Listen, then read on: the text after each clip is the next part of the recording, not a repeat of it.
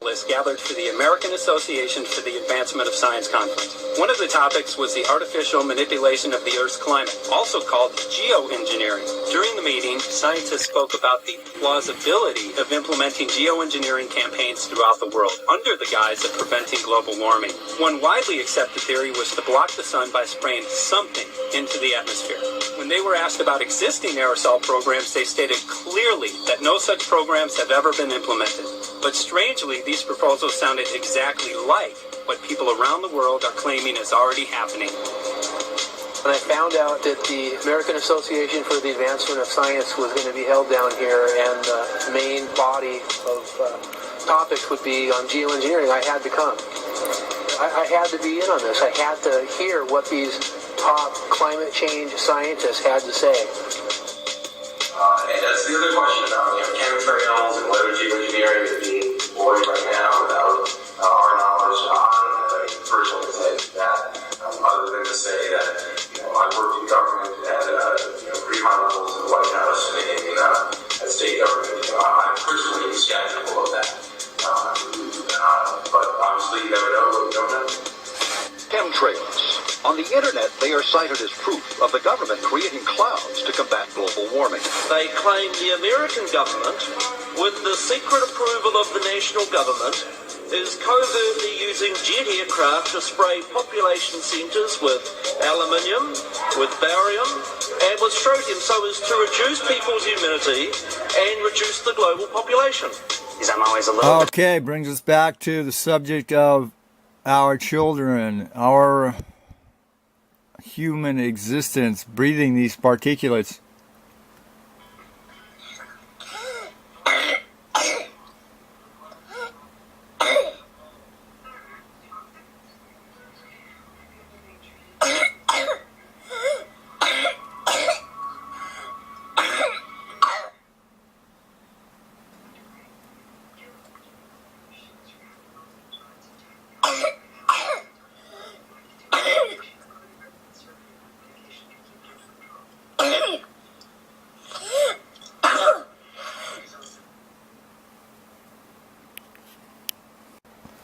Okay, this was a Board of Supervisors meeting probably back in 2014 in Shasta County. And this is a member of the Union of Concerned Scientists. And he's talking about aircraft jet trails. Making a condensation trail is very similar in many ways to when you go outside on a cold day and exhale, you create a condensation trail. That little cloud is a condensation trail. Now, if you take a 2-mile walk on a cold day and you can turn around and you can see your condensation trail tracking all the way back for 2 miles. That's how crazy it is to think that what we're looking in the sky is actually condensation trails. The contrails, not the chemical, the contrails occur because of cold air, minus 30. It takes a high altitude, around 30,000 feet plus. There's carbon dioxide and water vapor in that exhaust. That turns to ice crystals, and that's what you see, the white stream behind it. Those white crystals of ice warm up, dissolve, and the smoke goes away. And it never lasts more than a minute. What we're seeing now, and I first could not believe it, and I started looking at the skies, and these are not normal. They're not natural. There's something going on. I don't know who it is or why they're doing it. All I can testify is it's not natural and it's not normal. It's got to be some outside influence doing that. Thank you. I'm here to give you testimony that chemtrails, they're not contrails, are indeed real. They're spraying almost every day. I watch the clouds and watch the spraying program going on. I want to tell you that we're in very great danger from the pollution that's coming down over us. And we've been led astray by the military-industrial complex, and they're responsible for the cloud's creation and weather manipulation programs. They're dark operations. That's why they're not out in the media.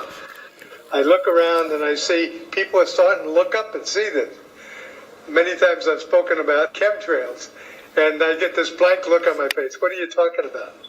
I'm saying, look up. As a pilot, before I fly, I look up. And so, boy, they're really out there working. When you look up at the sun and you see a white haze, that is aluminum floating in the air right now, and it's coming from the aircraft. There's a huge amount of aluminum being found because these sprays have aluminum, strontium, barium, manganese, and there's a lot of argument that aluminum is very common to be found. But aluminum is only common in a bonded form. It's not common in a free form, and we're finding high rates of free aluminum in the soil, which is not natural. The metal compounds that are being used are environmentally dangerous. We need to be monitoring them. We need to be testing them. Okay, these previous guys, I've watched exactly what they do, and yes, they are correct. I've seen exactly the same stuff, so ditto marks on those. You want some figures? Okay, latest water test, tested the rain. 13,100 micrograms per liter of aluminum in the rain in 2013. Normally, it should be 0.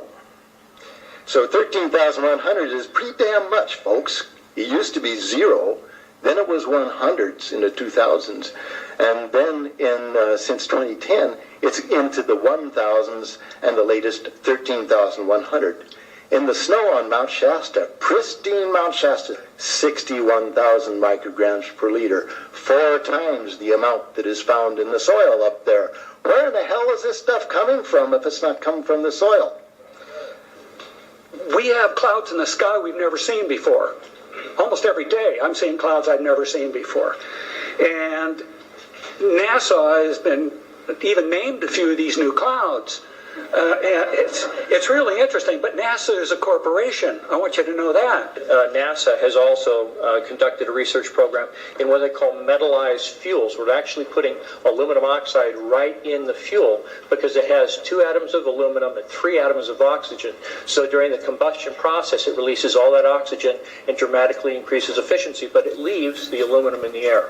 We got things coming from sky down, and it's a huge, huge problem. Because as it comes down, what happens is a couple of things.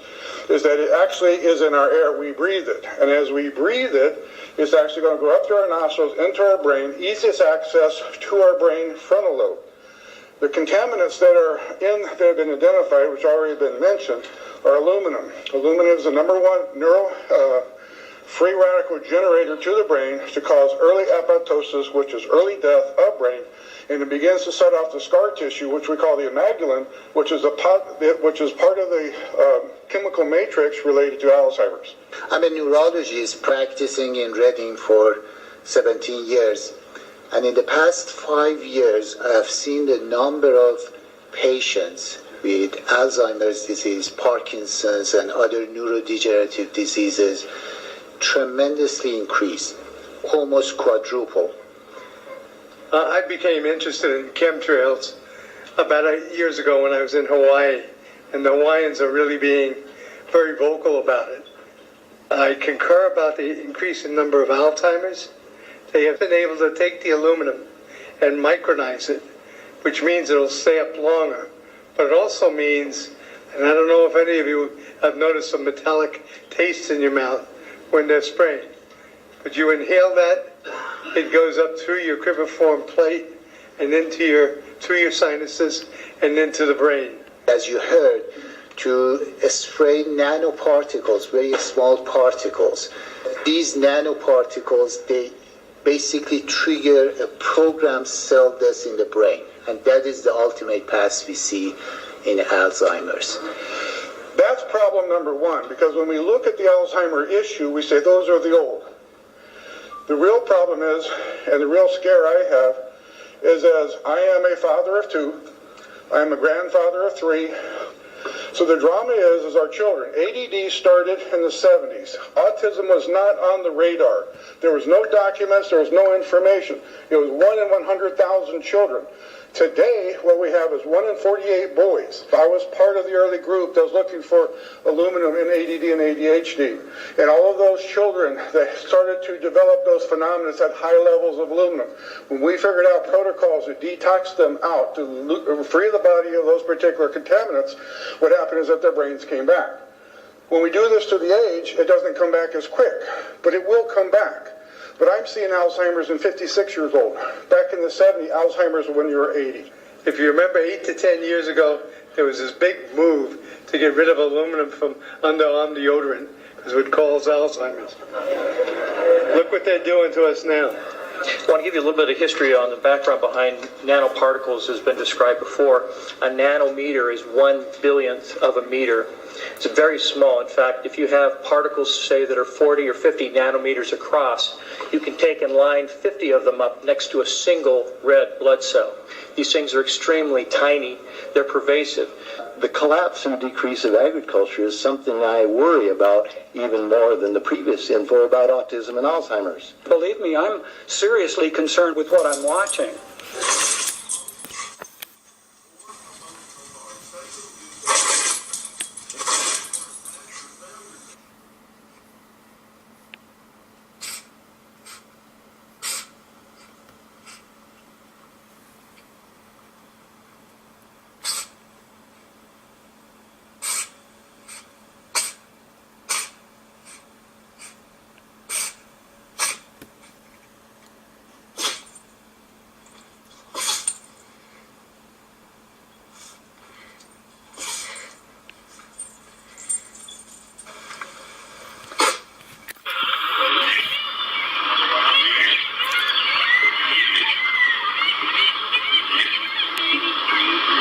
Coughing like that, please tell your veterinarian, Yep. And they'll probably keep you isolated.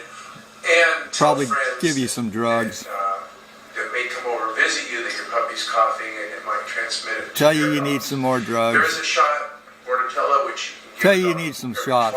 once to twice yearly, Bordetella. which will prevent it or make the signs very minimal. Okay, make the So this is Bordetella mask the bronchiceptica in symptoms. dogs or kennel cough.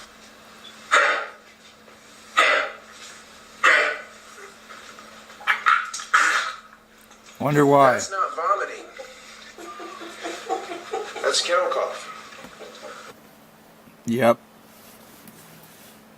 So, veterinarians and doctors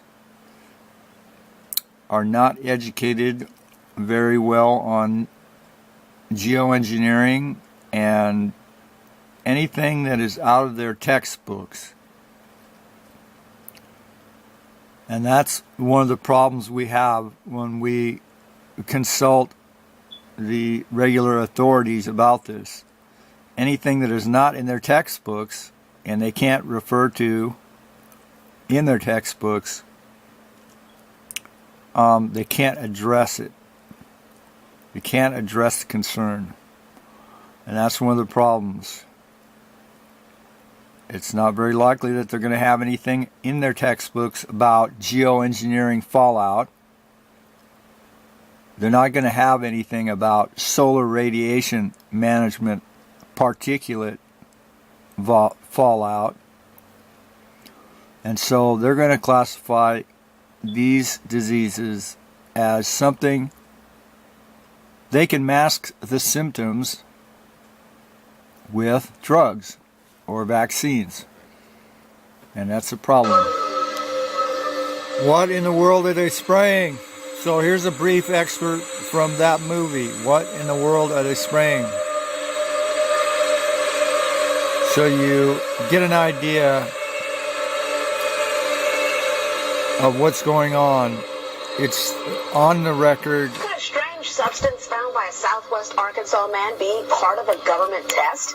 Well, that's the question at the heart of a phenomenon called chemtrails, now getting widespread attention. Well, they say the government is dumping chemicals on us to control or manipulate the weather. And they say the unusual-looking jet trails in the sky are actually chemical-laden chemtrails. People say the government is up there in airplanes spraying all kinds of chemicals to change or manipulate the weather, leaving what you see there, and they call that a chemtrail. So when I look up there and I think of contrails, you're telling me are chemtrails? Yes, that a contrail would be dissipated by now. That's interesting deal, Christina. This. Okay, let's talk about the epidemic of kennel cough. And so, people are talking about this, and now vets are recommending medications, antibiotics, when there's a ton of mountain of toxic metals being sprayed on us by the geoengineers. They posed or have been dumping 10 to 20 million tons of toxic nanoparticulates in our air. Particulates such as barium, strontium, aluminum, sulfur, etc. It's on record. They do it to slow global warming. And so these guys are theoretically lower on the food chain than we are. And so these things, the insects, are going to feel the effects sooner than we are, most likely. Although respiratory disease in humans is now the leading cause of death. So think about it. Geoengineering fallout is causing problems. Every breath you take, your animals, your pets, your livestock takes is being affected by the particulates commonly known as geoengineering particulates or solar radiation management particulates. So think about it.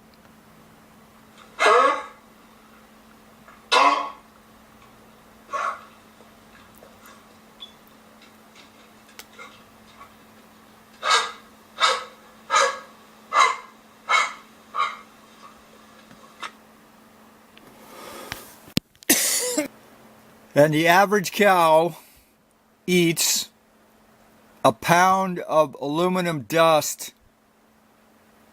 and other toxic materials commonly found in the geoengineering patents they're spraying in our air. 1 pound of aluminum per day each grazing cow consumes. A pound of aluminum dust per day each grazing cow. And so how much do you breathe? How much do your animals breathe?